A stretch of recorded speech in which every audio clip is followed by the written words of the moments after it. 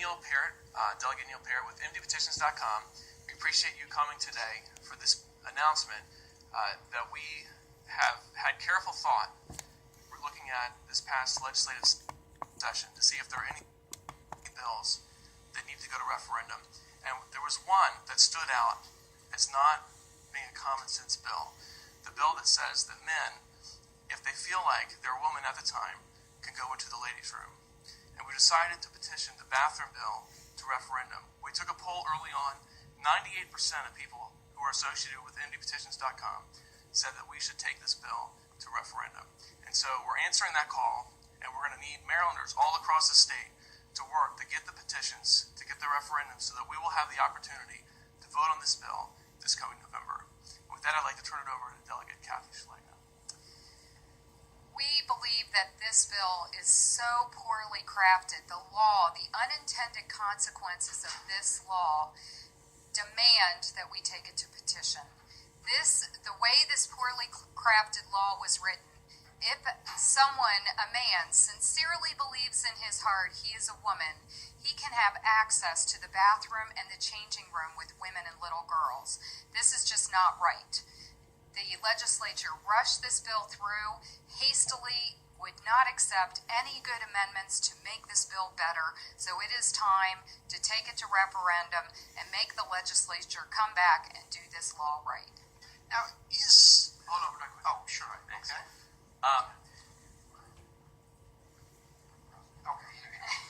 There we go. Great. With that, there were amendments to take out the bathroom portion of this bill. They were offered many times and were rejected each time. It's been said that there are 18 states that have this bill passed, but that's not the case. Actually, Maryland is only one of 3 states that would allow people who are of the opposite gender to go into the opposite gender bathrooms. You know, as I talked about this to someone who worked in D.C., she experienced this case where she went into the men's bathroom, and yet she went into the women's bathroom, there's a man who was with her. And her basic question, here's the question that all Marylanders could ask, is where are my rights? How is that fair to me that I don't have the right to privacy anymore to use the bathroom that I've been assigned?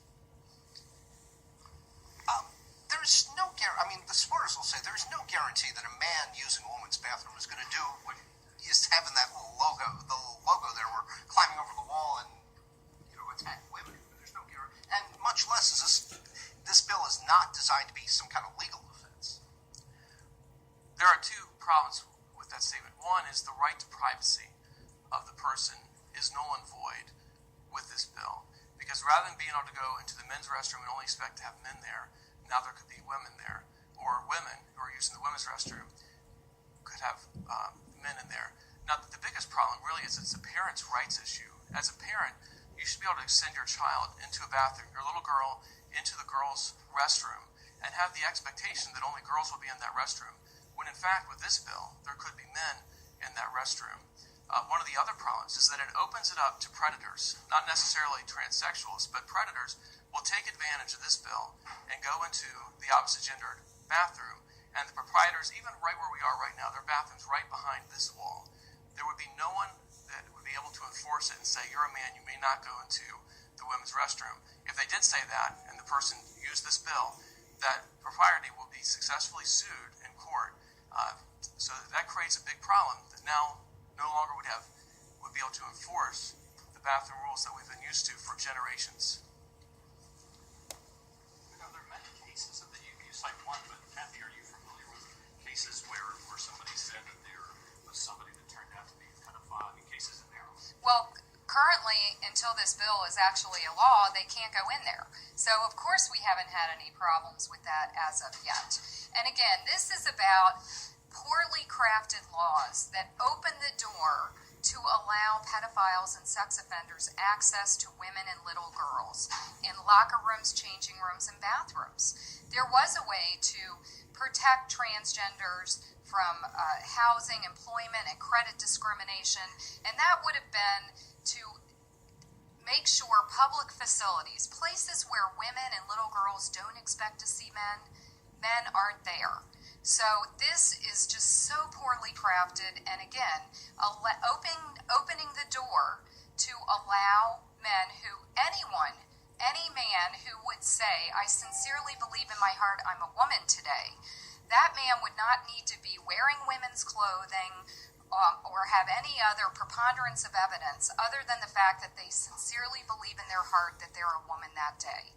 They could have access to a women's bathroom, changing room, locker room. Kathy, To add to that, I've been surprised as MDPetitions.com thought about taking up this referendum process at the number of people who have called me with actual complaints where similar things have occurred to them. One case is on the Eastern Shore where she sent her middle school girl into the bathroom. Unbeknownst to her, there was a man already in the bathroom waiting, and actually this man had done this to several different girls, waiting really to be a predator. Thankfully, in that one case, the little girl who went in recognized there was a big problem and ran out. But that didn't happen, unfortunately, to some of the other girls that used that facility. And really, that's